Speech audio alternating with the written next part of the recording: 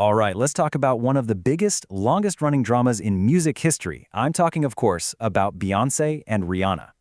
You've seen it online, right? The fan armies going at it, the endless speculation. Are they friends, rivals, or is it something more?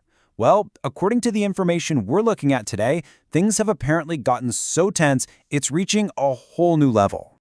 Get this, it's gotten to the point where their husbands, Jay-Z and A$AP Rocky, are reportedly stepping in. We're talking forced peace talks to try and squash years of bad blood. So what is actually happening here? Let's break it down. Okay, so why now? What's the big emergency?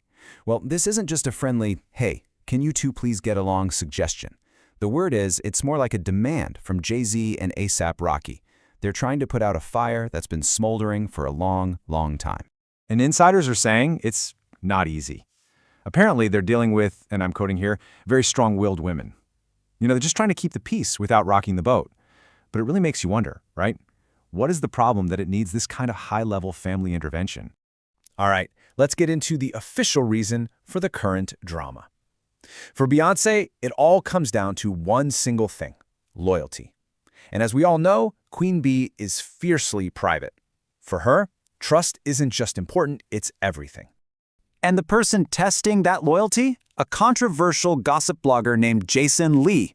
He's the founder of Hollywood Unlocked, and he's friends with Rihanna. For Beyoncé, this friendship is apparently a massive red flag, a deal breaker even. See, Lee has been on his podcast pretty much bragging that he knows secrets about Beyoncé and Jay-Z that would, in his words, make the internet go crazy. So from Beyoncé's perspective, Rihanna being friends with this guy, that's not just a bad look, it's a betrayal. But is a messy friendship with a blogger really the whole story? Nah, not even close. That's just the tip of the iceberg. To really get what's going on, we have to rewind, way back. Yeah, we're going back to the very beginning of Rihanna's career. Back to when she was first discovered and signed by her mentor, a guy you might have heard of, Jay-Z. And this is where it gets complicated. Almost as soon as Rihanna, a teenager at the time, was signed to Def Jam, rumors of an affair with Jay-Z started flying. And just like that, a narrative was born. The new girl versus the established queen, Beyoncé. But then, years later, a twist. Rihanna's old publicist came out and said, "Whoa, hold on, I made that all up." He claimed it was just a PR stunt he cooked up because he was desperate to get his new artist's name out there.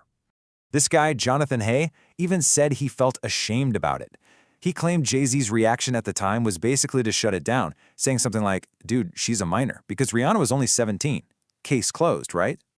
Well, not so fast. Other people have come forward with a much, much darker version of events. Artist Jaguar Wright, for one, suggests that the whole PR stunt story is just a cover-up for something far worse. And her allegation is incredibly serious. She claims that Rihanna, at just 14.5 years old, was flown to another country and left alone in a conference room with Jay-Z for almost 6 hours with no parent or guardian. I mean, if that's true, we're not talking about a PR stunt anymore. That's putting a child in a seriously vulnerable position. It's a whole different and much more disturbing story. So, with all this dark, complicated history swirling around in the background, it's maybe no surprise that the tension started spilling over into their professional lives. The personal drama became a professional rivalry. And that rivalry really exploded in 2016. You had two monumental albums drop, Rihanna's Auntie and Beyoncé's Lemonade. But the release of Auntie on Jay-Z's platform Tidal was a total mess. It got leaked early. Rihanna reportedly felt that this completely tanked her chances against Lemonade, which, as we know, went on to dominate the Grammys. And it wasn't just album releases. There was even a lawsuit involving a producer, The Dream, who worked with both of them. The lawsuit claimed he was literally playing them against each other, telling other artists that Rihanna was possessive because he supposedly saved all his best songs for Beyoncé, just adding more fuel to the fire. Which brings us right back to where we started. Their husbands are trying to broker peace, but how do you fix something with so many layers of hurt and history?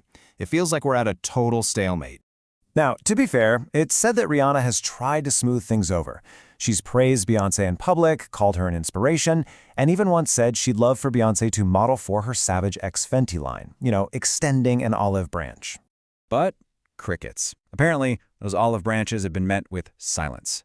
Beyoncé is reportedly still guarded, still hung up on that core issue of loyalty, and just can't get past all the messy, complicated history they share. So in the end, what we have here is this tangled web of dark rumors, professional jealousy, and a huge clash over what loyalty means. It really makes you think, doesn't it? In an industry that loves to pit successful women against one another, is there any way for them to actually move past all this drama? Or are some feuds just unbreakable?